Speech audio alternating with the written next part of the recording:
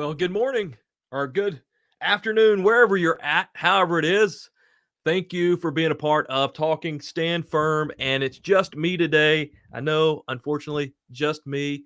Cherrilynn is out with a funeral today. Had someone pass away in their family. So we want to remember her and lift her up in prayer just in a bit. But I want to thank you for being a part here. So last night took on a very difficult topic, and we've done it for the past two. Well, we do it every week, basically, right? In our Thursday night teaching, but especially the last 2 weeks in our series, More Liars Are Coming, as we focus in on creating a biblical foundation of the supernatural or the unseen world.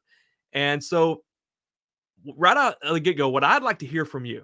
And so, if you're there on Facebook, if you're there on YouTube, and really excited, we're joining the Armageddon News YouTube page last night for the first time and today, and so you may be joining us from there. Rick, hey, great to have you here. Thank you. Thank you for saying, hey, did a good job last night. Wild topic, wasn't it? But I would love to hear from you who are out there.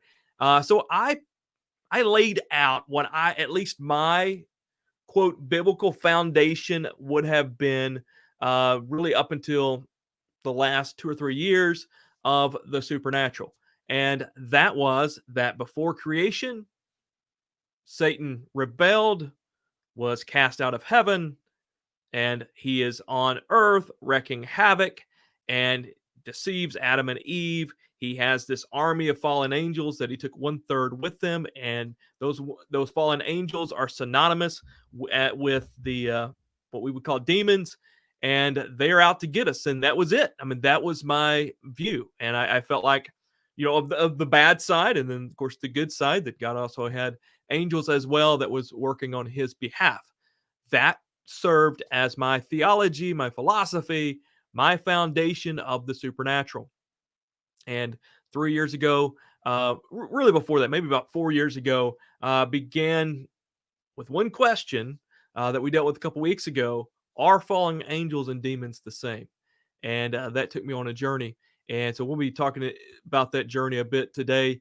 And then from there, read Dr. Michael Heiser's Unseen Realm as soon as it came on. I say read, I listened to it 15 hours worth. I hope it didn't turn you away from that. But an awesome read, powerful book. Encourage you to check it out. So with that, that was my foundation. So I would love to hear in the comments, am I the only one that had that type of foundation? Anybody else have that a similar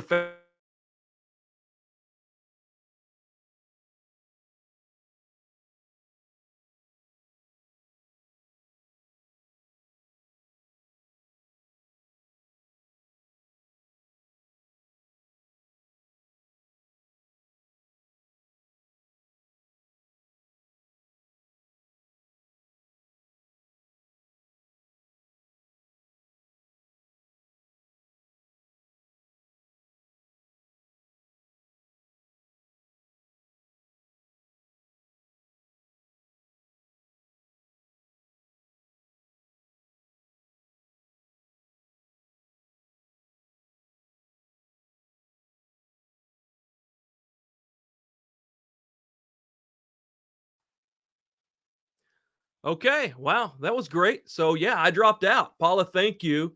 Uh, you employed the same as me. Yeah, and Rick, unfortunately, I mean, you probably knew more. I was serving as your pastor, and that was my view.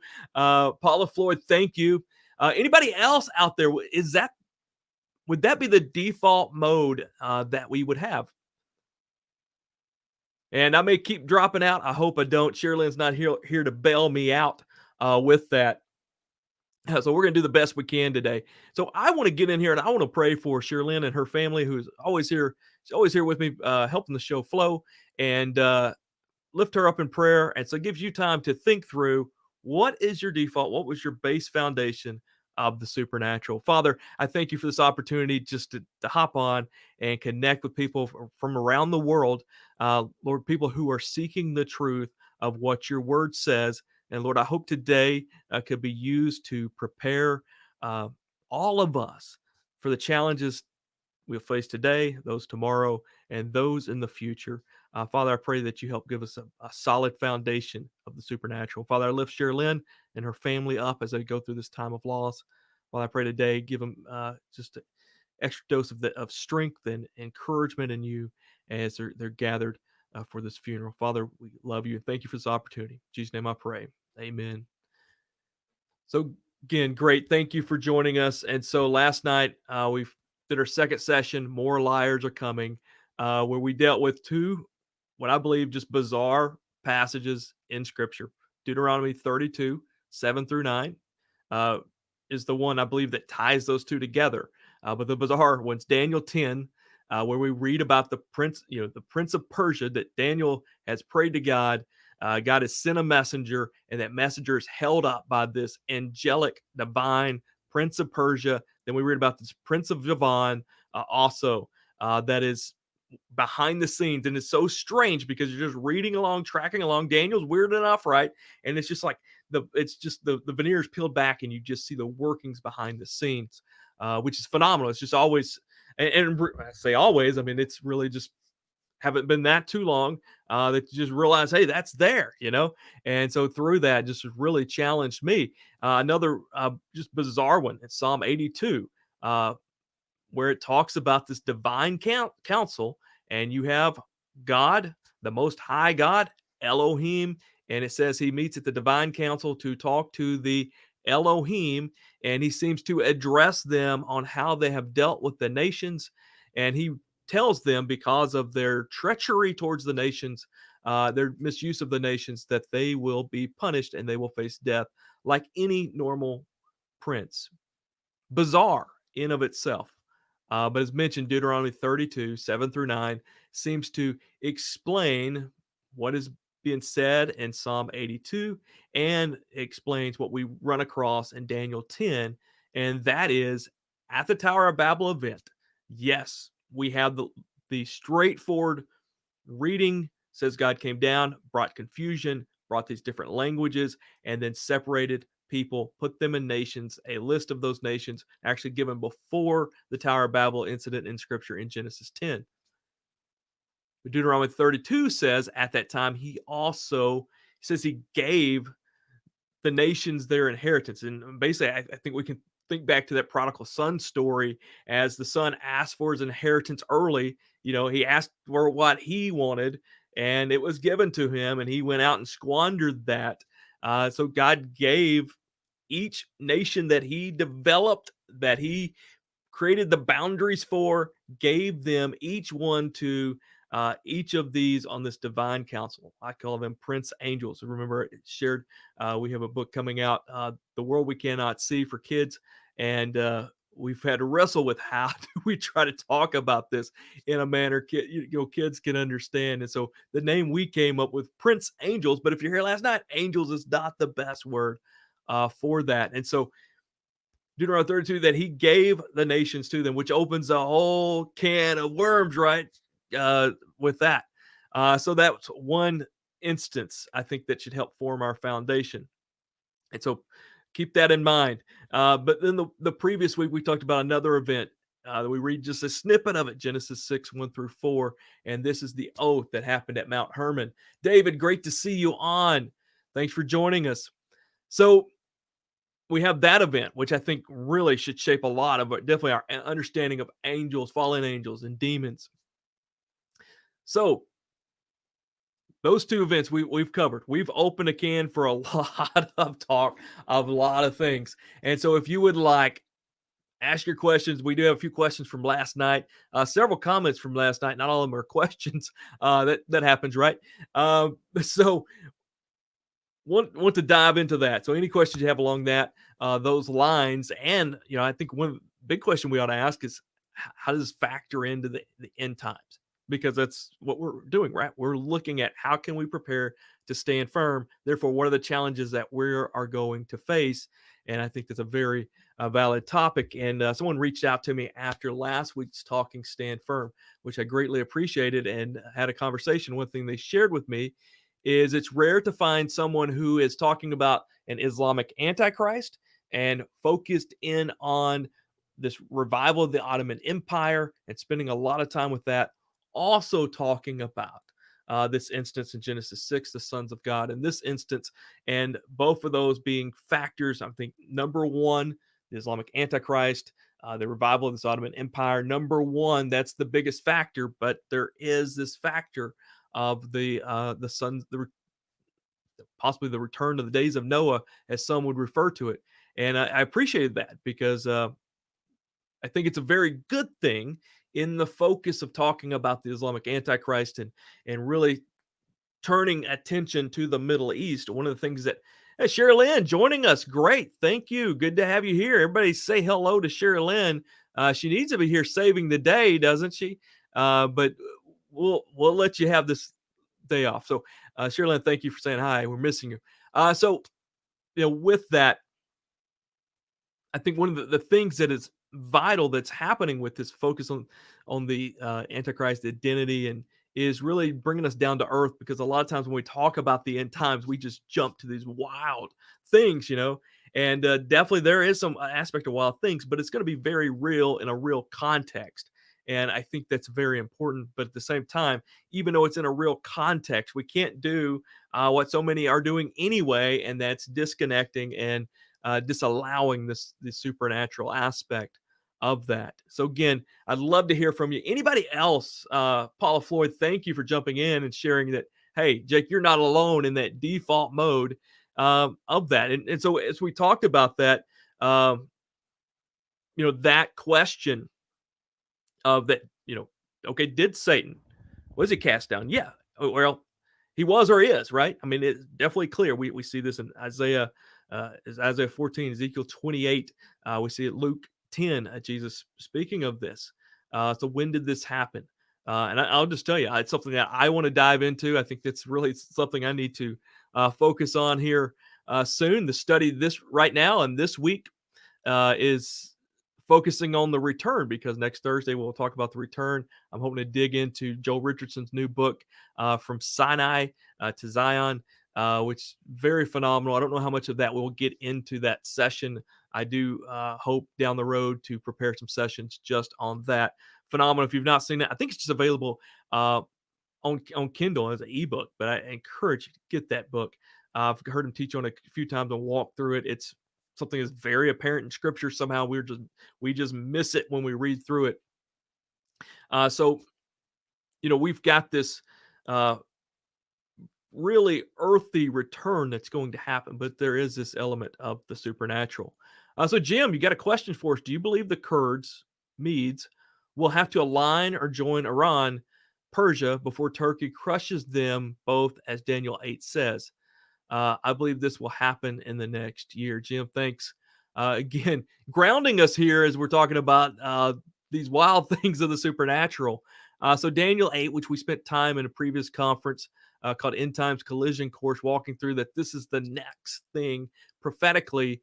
I think in both sense, in the sense of, the default interpretation of that is for the majority of Daniel 8 to be historical, happening in the time of Alexander the Great and following and leading up to the time of Christ, in this battle of the successors of Alexander the Great's empire.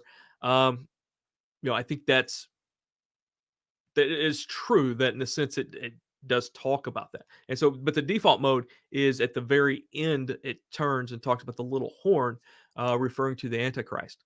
But there is a case to be made, and I believe a lot of validity to it, to talk about this being something that's all future, in the sense that, and what that means is, so it's this vision of the ram and the goat, the ram with two horns, one longer than the other.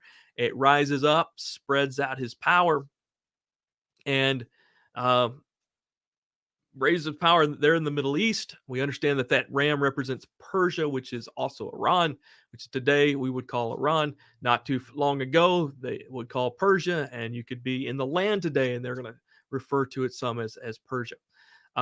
Rising up, spreading out, but eventually, in the vision, this goat comes. This goat represents Turkey, and it comes up against, or represents Yavon, which would be Turkey, especially the western part of Turkey, into, I think, into the into Europe, into what we would say basically uh, Eastern Europe there, the Macedonia area, the all of that to today, that area there.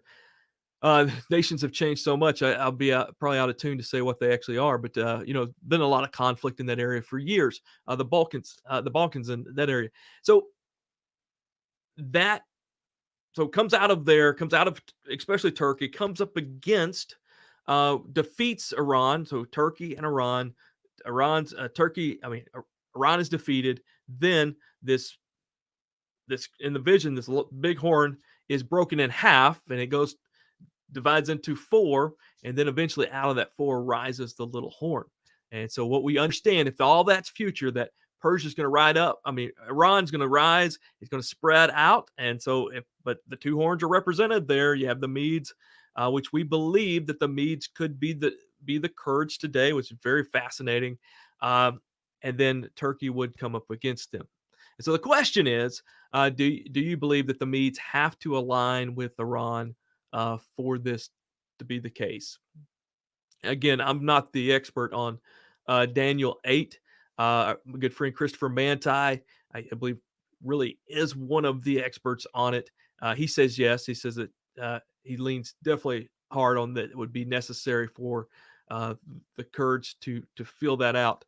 And when we see this taking place now, so the question with that is, I think for me, the big question is, okay, to fulfill this, how much does Iran have to spread out around the area?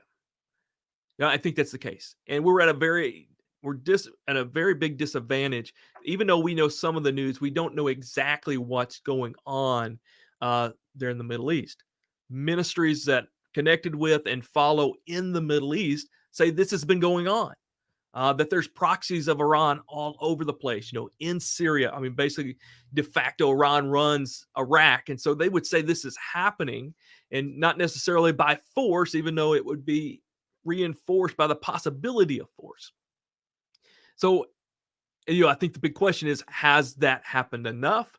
And I think that's something that we're at a disadvantage to fully know. So, if Daniel 8 is fulfilled, I still see that I think there would have to be even more of a rise of Iran. Jim, as you mentioned, they've been spreading out for 20 years through proxy wars. Yeah, yes, you know, for that to be fulfilled, how evident does that need to be? And again, um, we have to understand in history, even though the people are in the globe don't always know exactly what history is happening until it's history and somebody goes back and writes the books and you read them, right? And so we are at a disadvantage, I think, to fully see that. But does that the Medes have to align with him? And I don't know to what extent that, if the Kurdish people are the Medes, to what extent they have to align with Iran. But we do know Turkey is taking it out on the Kurds. I mean, basically as we speak. I mean, they've been attacking the Kurds for some time now. So it seems like very plausible that Iran could be, basically a safe haven in a sense, or at least, Iran again through proxies, through Iraq or something could be a safe haven for the Kurds. So, yeah, I think, because of the two horns, the Medes do have to align in some way. I don't know how big of a picture that has to be, because there is a distinction made that one side of the horns is much greater than the other. But yeah, and so I think it's definitely so. Yeah, short answer, yes, but it went through the long way, right? Um, with that, Turkey definitely seems poised. I think it's a very good case to be made that Erdogan could very well be that Longhorn, as his vision is, and we would say that, it still seem like that would be something that's far off. His vision is 2023 to restore the Ottoman Empire. So he is bent on extending his power. I think it's also necessary for to really encase what is Avon for him to go into Europe and to take the initial coastal lands and some land there. I think that is a definitely, influence on Greece and all of that. I think is a very big possible next thing that could be happening as well. So yeah, that occurring. So Jim, yeah, all over the place, but I want to bring everybody in if you weren't a part of that Daniel 8 discussion with that. So we definitely have this very real thing going. But again, what Daniel 10 gives us, and it's actually these two almost, close to these two nations that it's talking about, right? Uh, that gives us behind the scenes that there is some type of divine force over the nations. Now, so we read in Psalm 82, this council of divine council. It seems to be these princes over the nations. It seems to be a council of 70. So there seems to be 70. Now I know there's more nations than that. So how does that play out? How does that work? And one of the things I think is the case that we don't make a big enough case about is that there is not a unity within, for the most part, within these, that they're all jockeying for power. They're all jockeying for the throne with that. Jim, thanks for jumping in with the question. Hey, any questions on last night or comments? So let me jump to one that was left. And if anybody's got something on, again, we can go back to Genesis 6, 1 through 4, the Nephilim, talk about that. And we can also jump to, again, talking about last night, Daniel 10, Psalm 82, and Deuteronomy 32 as well. But some of the comments being made last night was as begin to talk about the Antichrist. Is that the Antichrist being a demon entity? Someone wrote the Antichrist would be a demon entity, more like a human, being a vessel or a host, and then later would refer to it that this would be a human host indwelt by Satan after this supposedly deadly wound. It would be an imitation of Christ. And there's no doubt that and this is the tough thing, I think, with all of this is, okay, even in Daniel. So we have this in Daniel 10 where we get this angelic battle of the prince of Persia, the prince of Gavan. We have in Daniel 8 this physical battle. Historically, that happened and seems to be still to happen in the future.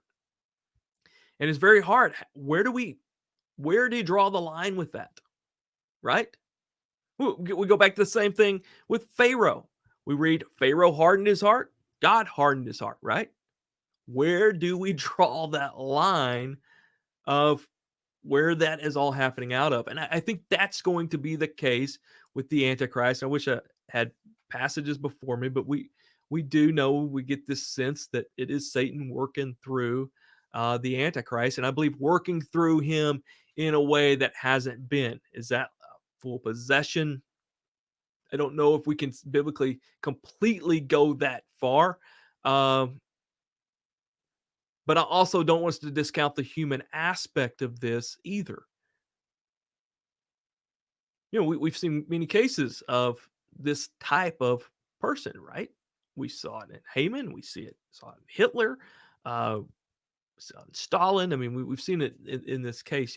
Where is the line there? But yes, there's going to be very heavily influenced by Satan himself, and I think in a way that he's not been able to do before. I think that would be part of the act, that there's not a restraint here, that he is evil full on. So I think, but a great point, in laying out our understanding of the angelic. Now, so one of the statements though, is that it would be a demonic, a demon entity, a demonic entity. Now, again, Satan is a angel. And again, angel's an unfair word. I don't know if you caught this last night, but angel is just a term that means a messenger, a divine being that's a messenger that carries messages for the Lord. But there doesn't seem to be just one divine species or creatures. There seems to be multiples. We see the seraphim, the cherubim, these living creatures, how they're described before the throne. And so I think almost we could look at the animal kingdom and talk about just how diverse it is. Me and the kids are reading through Job. When I say reading through Job, that's reading Job 1 through 3 and then jumping to God's answer, Job 38 or so at the end of it. Yeah, I wanted to keep their attention a little bit. And we're reading through it, and we're reading through it in one of the kids' translations. And it goes in and beautiful how it talks, but basically, God's telling Job, who made the ostrich stupid but fast? Who made a horse that could do these different things? I mean, just phenomenal. But the creativity I think we see in the animal kingdom, I think we also could see in that it is there within the celestial kingdom as well. So with that, we understand Satan is and he was. I mean, what was it? It's Isaiah. Is it Isaiah passage or Ezekiel where it talks about he is a cherub, and so we understand he is not a demon. So the demons again are the spirits, disembodied spirits of the Nephilim, and they're so the offspring of angels and humans there. But again, that doesn't rule out Satan using one of these in that case at all. So that would be a question of that. So Jim, you hit Isaiah 14, that Satan will be thrown from heaven to earth, that he will not touch the grave, and that he will be resurrected from hell and Hades, holding him there. Revelation 13 covers this also. Gog. Yes. Yeah, that's a lot in that question there. I don't want to touch that. I think the big question, and this is what I want to dive into, and we'll probably do a session on this down the road, is when is Satan cast down? I think again, default wise, we would put that as happening again before creation, and it doesn't seem to be any case for that. Michael Heiser, who leaned heavily on in the last two teachings, he puts it at happening at the incarnation, at the ascension. But I do believe if we look through the context of Revelation 12 is where we get this casting out, this rebellion in heaven, the casting out. We get just a glimpse of the rebellion in these previous passages, but we get the actual war in the heavens taking place in Revelation 12 in the context, and there actually seems to be a chronological order. Let me read through that. And so, no, Jim, I'm not going to answer your question fully because I think there's a lot there. But what I would encourage folks who do want to dive into this is to really let's dive into when is Satan cast out of heaven. So Psalm 12:1, a great and wondrous sign appeared in the heaven, a woman clothed with the sun, the moon under her feet, the crown of the 12 stars at her head. She was pregnant and cried out in pain as she was about to give birth. Then another sign appeared in heaven, an enormous red dragon with 7 heads, 10 horns, and 7 crowns on his heads,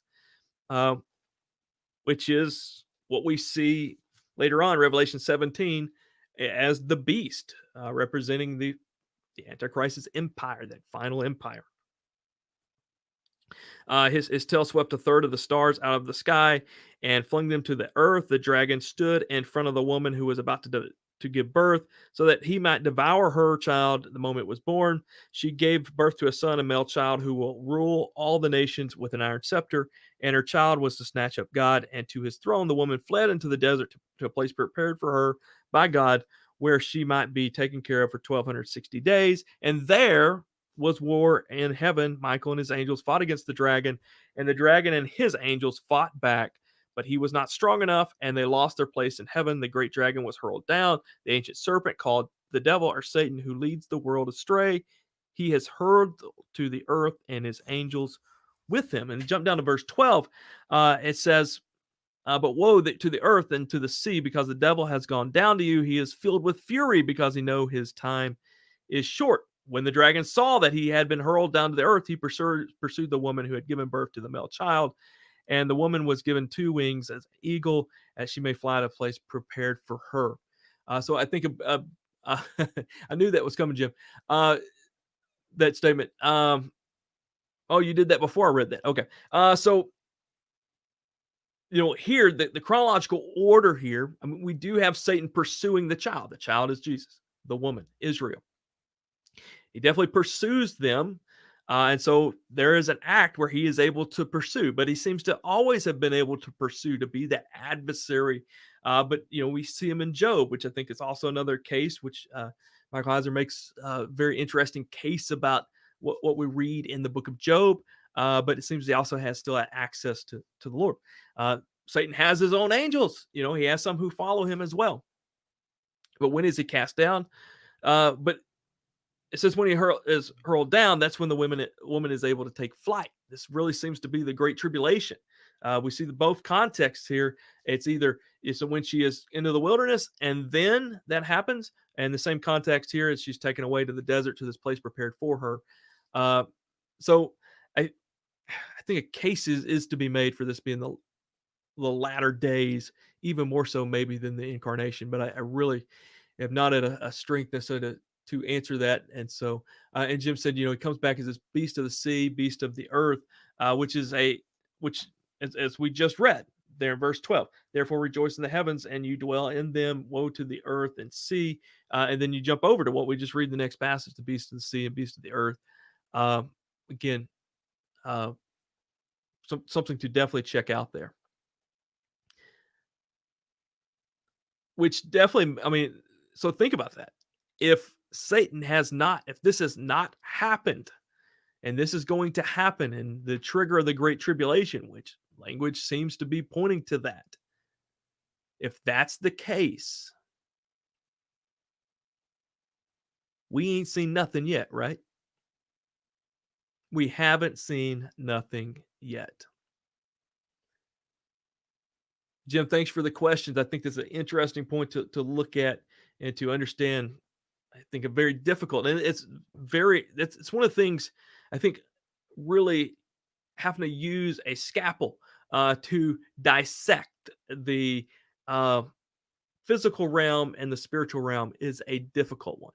I think you have to use, as we talked about when we talked about the new heavens and new earth and millennial kingdom, we see these passages interlinked, and a very difficult thing to do. One of the things that, so if we can catch some of the other questions that came in on this one, brought up the Jewish Messiah seems to be the beast from the desert, the son of perdition. Yes. Yes, I just want to make sure that, I mean, there are some out there who teach it will be, and actually a Jewish Antichrist, which I believe is what they're possibly pointing to here. I want to make sure that that's definitely not the case. That's not the case. Do not believe Scripture. I think there's many points that can be made against that. One of the things that also comes up with this, I've had some reach out to me through this, is when you start talking about the return to the days of Noah, or it will be like the days of Noah, those passages. Many attach those again to the Nephilim, to the fallen angels, all of that. I don't think in every case we could make that point.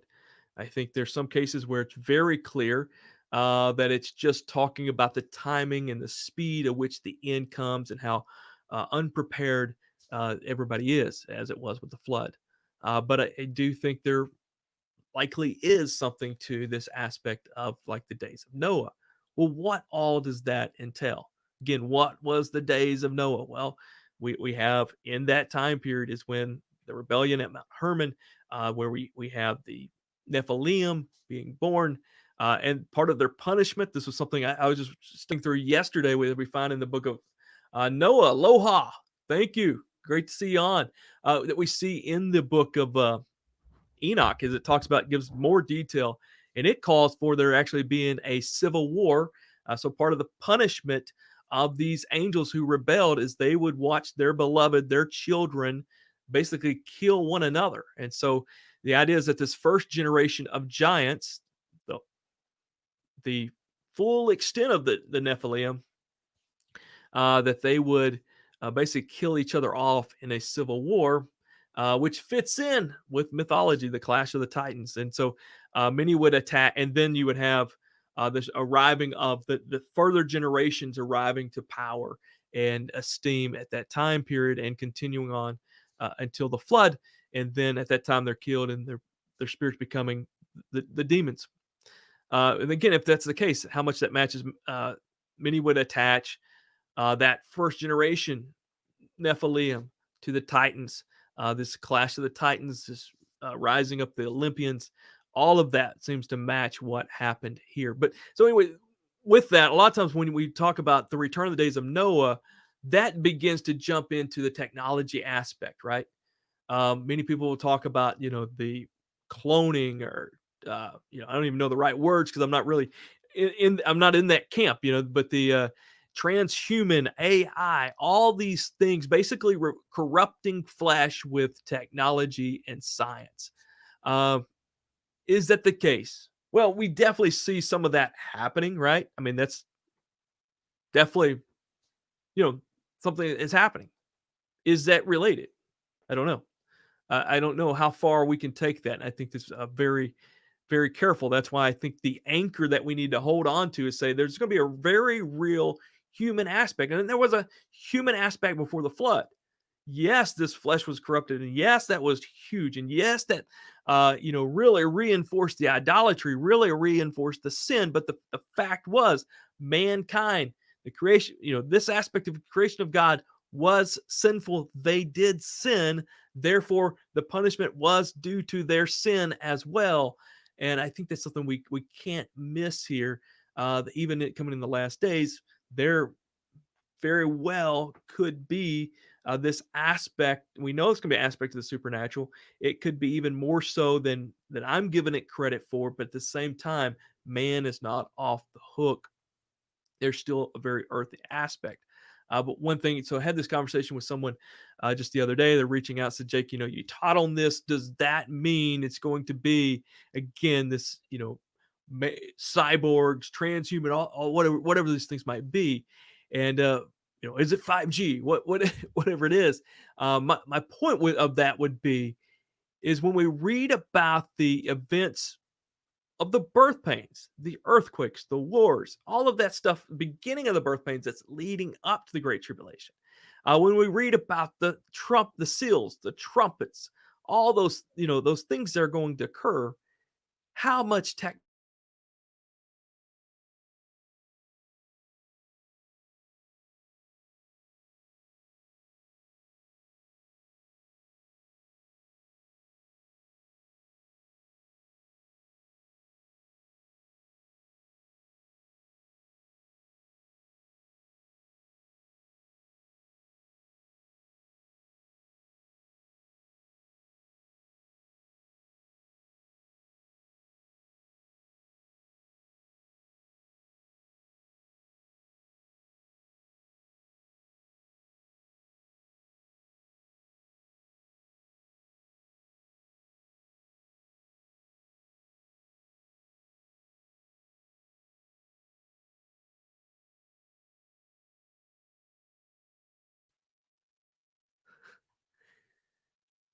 Hey, David, we couldn't have timed that any better, couldn't we? I mean, it's almost like you were here producing this thing, right? Right when I said, how much technology can stand, and even just a little wind blow, boom, I'm gone.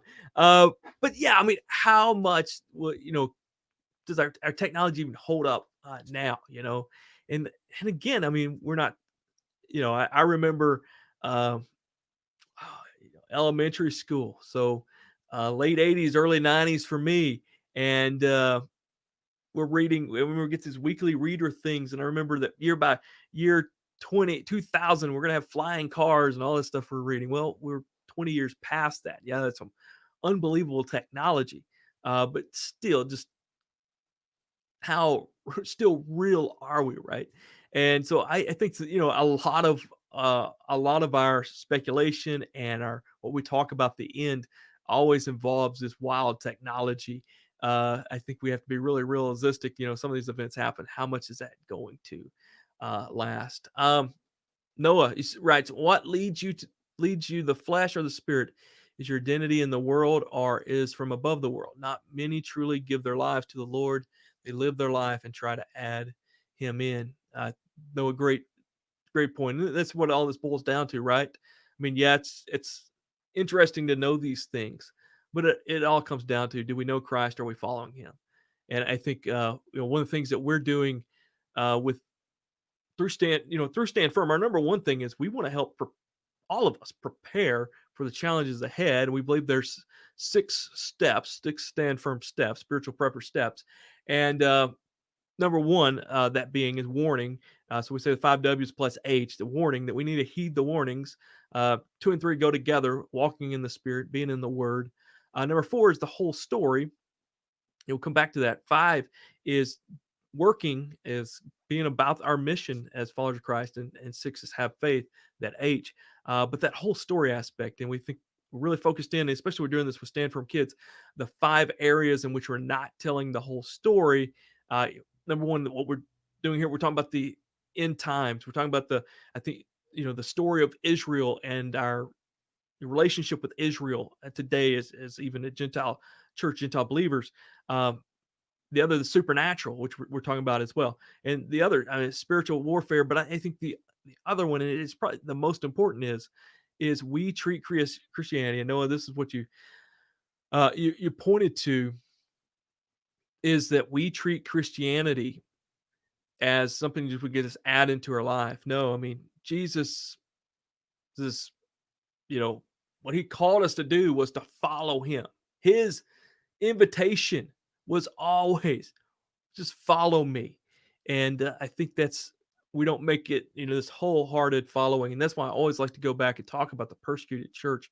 Uh, you know, mentioned Iran today. I mean, we see Iran, what's going to happen future wise in regard of warfare and nationally and politics. But right now, Iran has the fastest growing church. Afghanistan has the second fastest growing church in the world. Two of the most persecuted places. Christianity is just booming and blowing up, which is just amazing. Great question. So we have time probably for one more question to make it in. Again, talking about some wild things. And by no means do I believe that those 2 events should serve as our complete understanding or foundation of the unseen world. But I think they go a long ways in that. Which also another part of that is, and I mentioned this in session 1. We started with, I said the story that the event I'm going to talk about today would have been considered in that first century Jewish mind to be on par with what happened to Adam and Eve in the garden. And that was the rebellion of these angels and how much that messed up the world, how much that sent mankind into further sin. But there's really 3 instances. We focus on, when we say, well, what's wrong with the world? We say, well, we had this fall, had this fall, in the garden. Well, yes. But then we also had the further falling into idolatry, these learning of these things from the rebellious angels. But then we had the Tower of Babel event. Those 3 events is really what led to the sin. Of course, the Tower of Babel happening afterwards. Another question that I've not seen come up, but I think the big question here. Okay, Jake, we've talked about the Nephilim a couple weeks ago and all that happened there. Well, how did that make the jump over the flood? Right? How did that make that? I don't have an answer. Just want to throw that bomb in here, put a monkey wrench in here. I think probably, some of the cases are, well, there's been rebellious angels again. And I think I made the statement that that's very possible. If you going back and reading, I believe it's the book of Enoch. This past week I read book of Enoch, book of Jubilees, book of parts of the book of Giants, and the book of Vasher. So I'm getting them all confused here. But in that, one of them there, as this judgment is pronounced upon those rebellious angels, you find this, I believe it's Michael that makes this statement. One of the angels makes this statement, and it's basically like, whoo, no one's ever going to do that again, which I find is interesting. I don't think it means it off the table, but it definitely shows that there was a very harsh punishment that got the attention of the celestial beings, of the angels. The other aspect is it seems to be, and again, I'm not completely fully on board that we read into the account of Genesis 6 when it talks about, I think some translations may just say Noah's a righteous man. Others will talk about the language is his flesh wasn't corrupted. And again, pointing back to this, that Noah wasn't, but the wives of his sons may have been. I think is also an interesting point to be made. The emphasis on how Ham is, it's a statement that's just listing them, and it says it reinforces the fact that Ham was the father of the Canaanites. And when we look back and we say that, okay, the Nephilim making the jump there, we see, within the Philistines with Goliath, later on, but we see it especially because it's said in Scripture in Numbers 13 as the spies go into the land that they see these giants and they refer to them as the Nephilim. Again, all coming from the Canaanites. So could this be isolated to the Canaanites, which also some have pointed out that would give reason why the Lord said eradicate them all. I don't know fully if we can make that jump, but I do find that is interesting. There's others who have talked about, and I can't remember what ancient writing it comes from. I tried to actually find it again this week and have it, but that there was within some of the Jewish tradition that there was a cave where some of these writings were found, and brought that all back up later. But very interesting. We talk about the mythologies, but all these had to live on through Noah or come to us via somewhere else, right? Because this account of the angels, understand why people pre-flood were into that. How did that happen?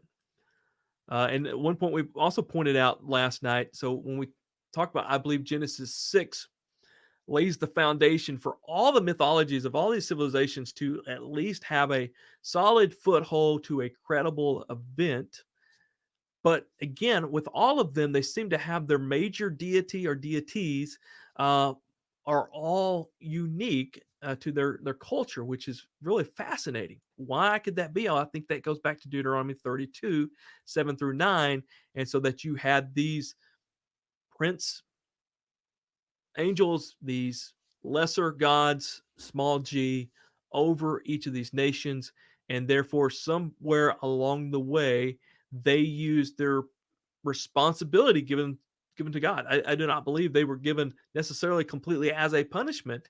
God all knowing what would happen, but that these uh, angelic beings, these celestial beings, then brought idolatry into themselves. And I think that's why you have with it, we can say, well, they're different names to these people, but there does to be a very similar pantheon, but distinctions, especially at the top, which I find is interesting.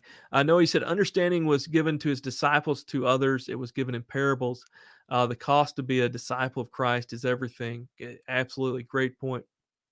Great point. It's not, we can't just go half in. We got to go full in. Well, thank you for the questions. Thank you guys for participating today and jumping in there. If you have questions, post them in. You can always, if you're watching this later, post your questions in. We can come back and get to it on the next episode. So I just want to tell you a few things going on with Stand Firm. Again, we thank you so much for your support. If you can, hey, go over to our YouTube page, Stand Firm, subscribe, share the videos, go to our Facebook page, like our page. Please share. Greatly appreciate that. You guys probably know this, but the more comments on Facebook, the more likes, the more loves, especially the more comments that we get, the more shares, but especially the comments really go a long way in helping that message spread. So I encourage you to help in any way. I call it the LLC. If you'd be part of our LLC, like, love, and comments, that go a long way. But liking the page and subscribing on YouTube is the biggest things that you can do to help us with future projects. Hey, David, I want to jump to this. You said the finality of these Nephilim will happen in the end, but they're definitely still around. Great point. Again, not in body, but as the demons. Now, I think there's some interesting cases that could be made. Is to what extent do demonic entities have to influence host being made for them, which is definitely a bomb to drop at the end, but definitely they are done with at the end. Very true. Jenny, thank you for saying thank you. Thank you for being on. So please go over to Stand Firm to like that. And also our initiative, Stand Firm Kids, which we launched mid-September. It is just really taken off. It's really done great. We want to thank you for that. Our children's book, Jesus and the White Horse, is actually gone. It is, I just got a text message right now. The files are being sent to the printer right now for a second printing. Hopefully it's going to be an overnight deal. It's Friday, so first of next week, we should be able to have that back in stock everywhere mid next week. And really stoked about that. We went in and we added, made a few edits that were needed. If you've got the book, you understand. And then we were able to add some questions in there to further, I think, helping children keep the momentum reading along. We're also working on a follow-up. So the picture book is target birth through age 7. Of course, kids older who begin to read can go back and read it as well.